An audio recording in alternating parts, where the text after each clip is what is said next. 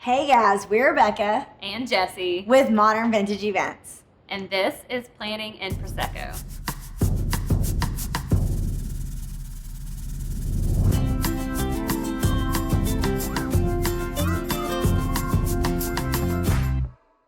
Hey girl, you cry. And so are these wedding stories. Mm-hmm. You really think that something crazy is not going to happen on your wedding day, but sometimes it does. Dun dun dun. dun. Today, we want to share some of the craziest things that we have seen on the job. There was this one time on wedding day when a bride threw up all down the front of her dress. I'm not sure if it was the wedding day jitters or all the tequila shots, but something didn't sit well with her, and it ended up all the way down her dress. Yours truly here had the pleasure of helping her out of said dress and making sure she had a trash can handy. And then there was that time that the two of us got to hold up one of our clients' wedding dresses while she changed her tampon. Every wedding day, we get to send the bride down the aisle, and one time we got to do it twice. We had an outdoor ceremony, and this big, nasty storm cloud was closing in. As the bride walked down the aisle, we realized that the storm was imminent, and we motioned to the officiants to stop the ceremony.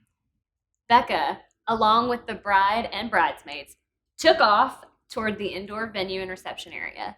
The guests were not far behind.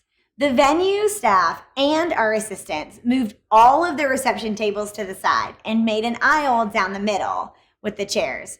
We were a little wet, but that didn't stop the ceremony from being one of the most heartfelt that I've ever seen. At a recent wedding, we had hired buses to transport guests from hotels to the outdoor venue down a long, winding gravel drive. We were really concerned about the buses being able to make the turns in the drive, and we expressed this several times with the transportation company.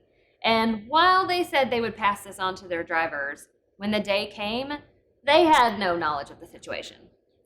The driver quickly became angry and said he was canceling the trip and then hung up the phone.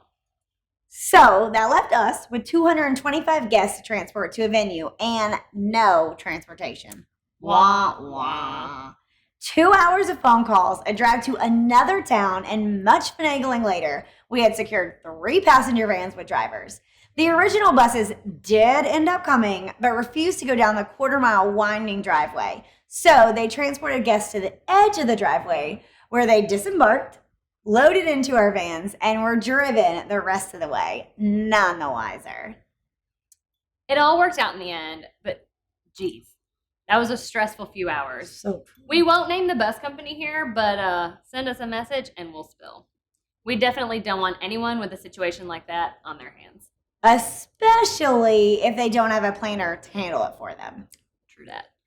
We love lighting, lots of it. With lighting sometimes comes a generator. These are big honking things that get pulled on a trailer.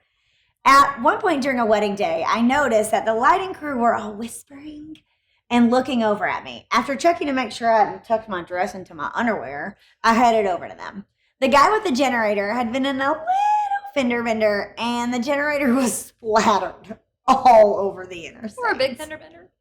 Turns out when a generator crashes, hazmat has to get involved. The cleanup took some time, and the roads, which contained 2 buses full of wedding guests, were pretty much at a standstill. The lighting company kicked butt, and the lights were there in time for the wedding. Too bad the guests were not. Oops. And then there was that time that our couple lost their venue 2 weeks before the wedding. This particular wedding was in Brooklyn, New York. On the Friday, 2 weeks before the wedding, we got a call no one ever wants to get. The venue had been shut down by the city for the foreseeable future. That's right.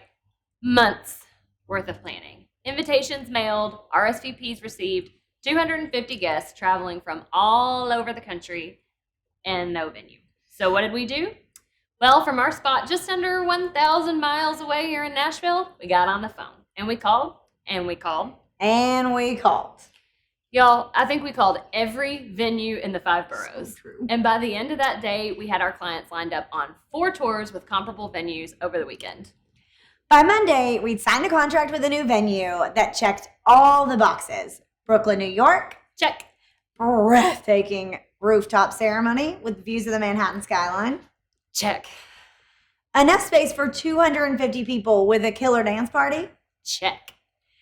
It took a hell of a lot of brain power, phone calls, changing around designs, reconfiguring with vendors, logistical troubleshooting, and a lot of wine. And Prosecco. Yep.